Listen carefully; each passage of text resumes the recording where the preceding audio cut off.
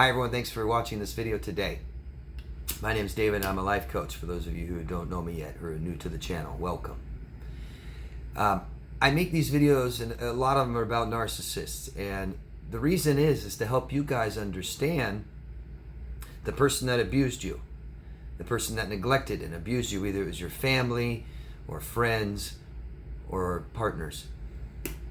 To understand this is the beginning of healing from this, so we don't absorb all the things that were done to us, so that we don't carry that shame and guilt, because anything that anybody does to you is never your fault, okay? Never.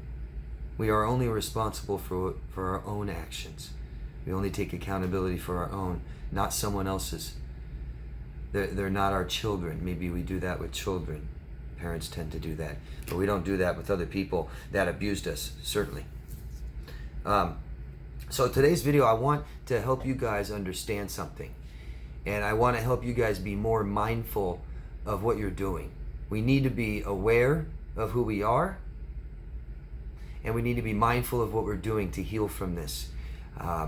The term complex post-traumatic stress disorder is a form of PTSD, and it's the worst.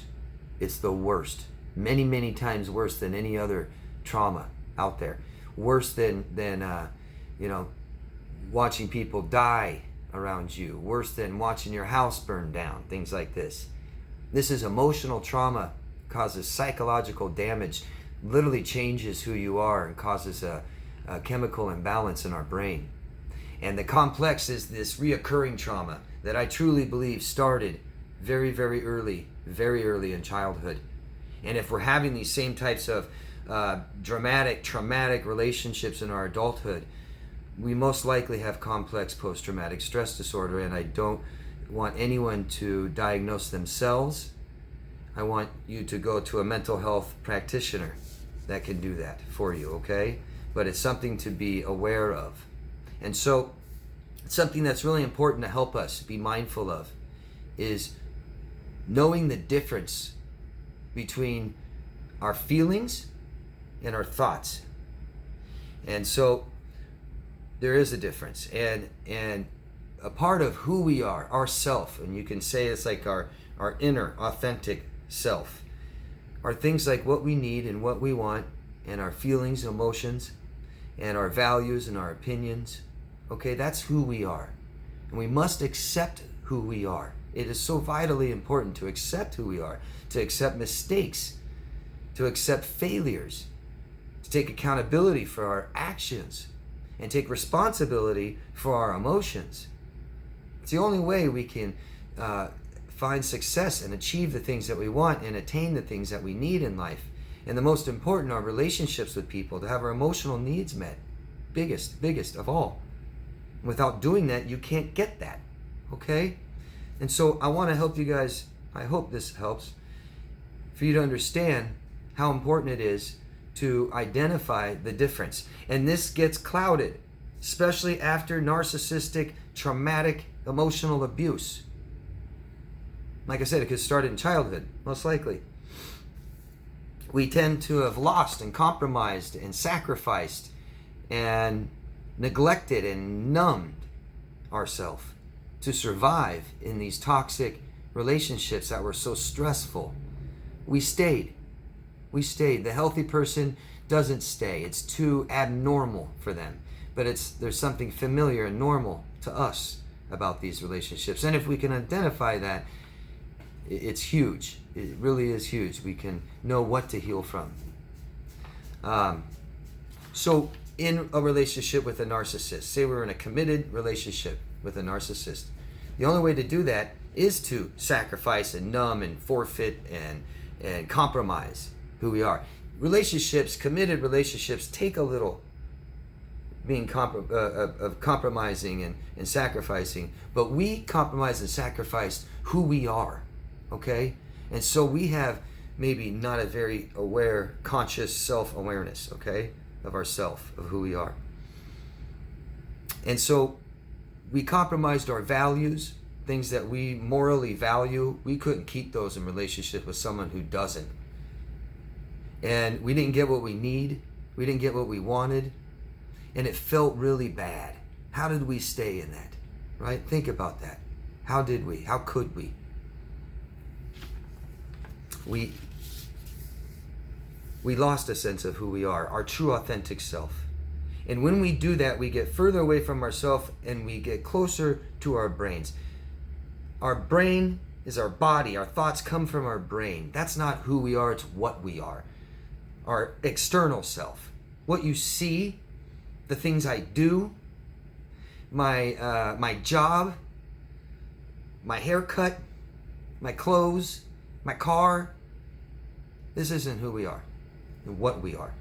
And we need to understand this to be able to be able to separate our thoughts from our emotions. Okay? By doing this, we're able to have a little bit of control on our thoughts, because when we come out of relationships like this one especially, it causes depression completely, big time. People are going to be depressed if we're in these relationships for very long with people and then they fail, fall apart, and get discarded. We get depressed. And when we do that, our brain takes over, because the depression hurts, and we feel guilty and ashamed of what we've done to ourselves, allowed this to happen. And we get further away from ourselves. It hurts. I don't know how to make it better. I'm going to take antidepressants. I'm going to take other drugs and drink. Really, really common for people with C-PTSD. It's an umbrella term that really covers all kinds of different disorders, from addiction disorders and eating disorders, behavioral mood disorders. And so we lose a sense of ourself big time. And we listen to this thing. And this thing becomes our biggest inner critic and tells us all kinds of bad, negative things. That's why depression is so hard to get out of. We have to challenge our thoughts and force positivity to get out of it. Okay? And so we challenge this thing, and we challenge our thoughts, and we don't let it take over, and don't allow negativity into our lives. This thing's going to tell you, oh, David, you're no good. Nobody likes you, David. Your relationships are going to be the ones like they've always been. They're going to be hurtful and mean, and everybody's mean.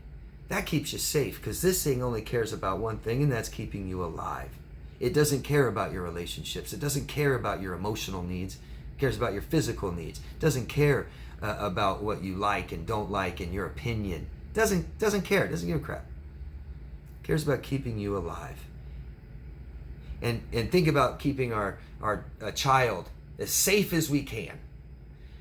Isolate, board up the windows and doors, right? Don't even watch much TV.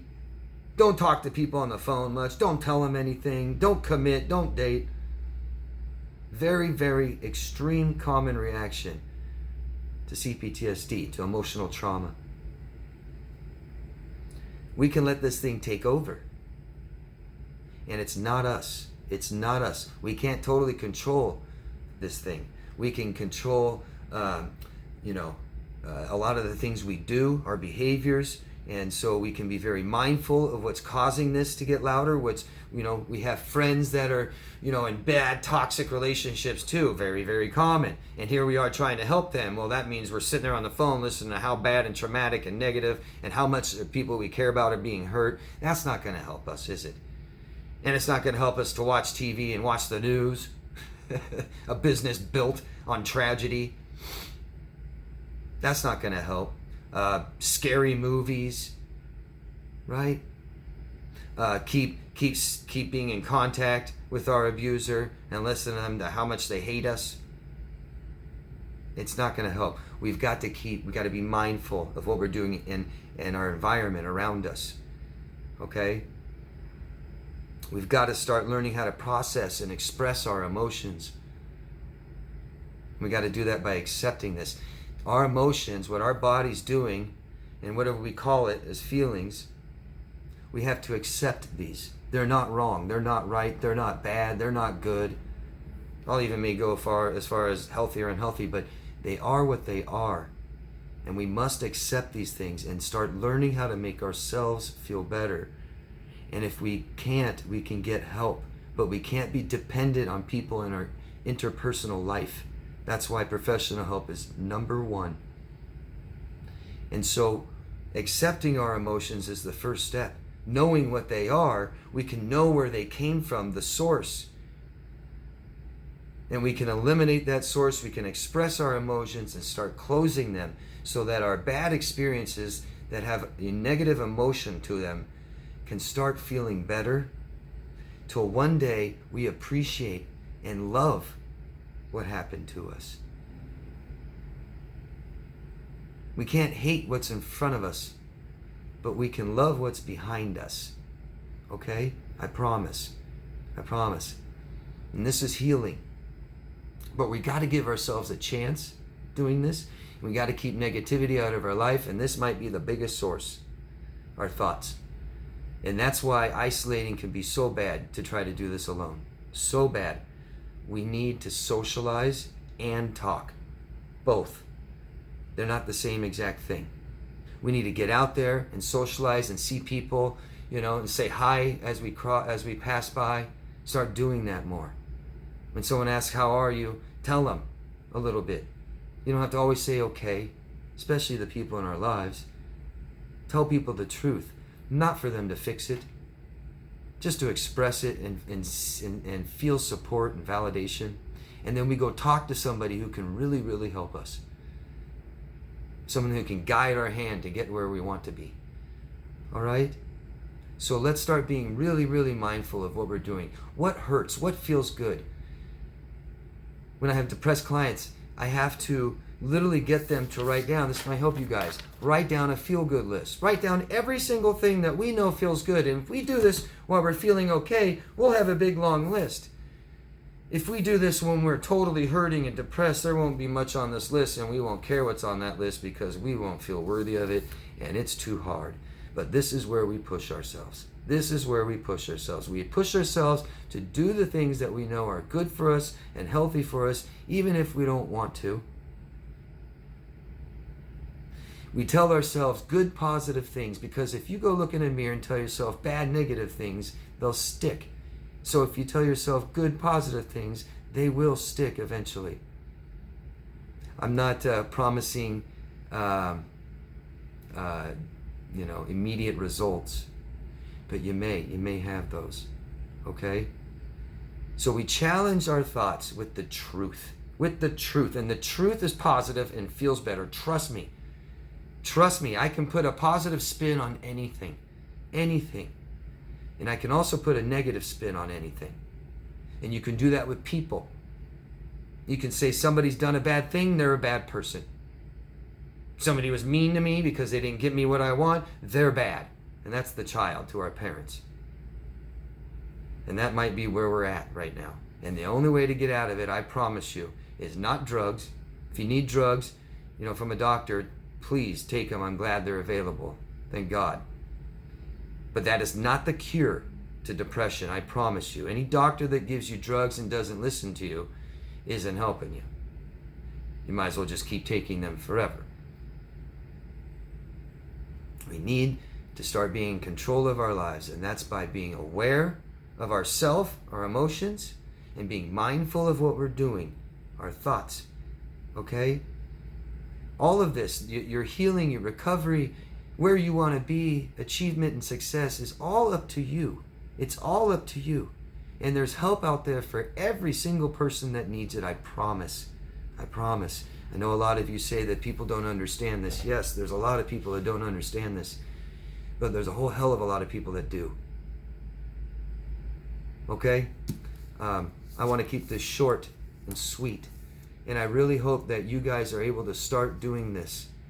This could really, really help you recover from depression, anxiety, all kinds of frustration, anger, sadness.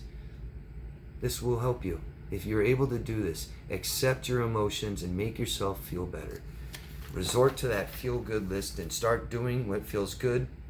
And be mindful of what feels bad, and let's stop doing that. Sometimes we become dependent possibly on this relationship, toxic relationship we had, to make ourselves feel good, to raise our feel-good hormones. And that's external, like any other addiction or dependency, and we've got to start learning how to do that ourselves. And by accepting our emotions, making ourselves feel better, and start being more positive and challenging this negativity to keep it out of our life is how we do it, I promise. Okay? Let me know what you guys think, please. If you can, subscribe to the channel and vote up or down, please. And go down there and tell me why and ask lots of questions. I'll answer them all. All right? Let me know what you guys think. I know a lot of you have some experience with this. A lot of you guys have healed and you're still watching my videos. Thank you very much. I'd love to hear your experiences. Please share as much as you can, okay? Anybody wants coaching, you can always find me at daviddemars.com. I'm still taking clients. And always love yourself first, guys. I'll see you later. Bye-bye.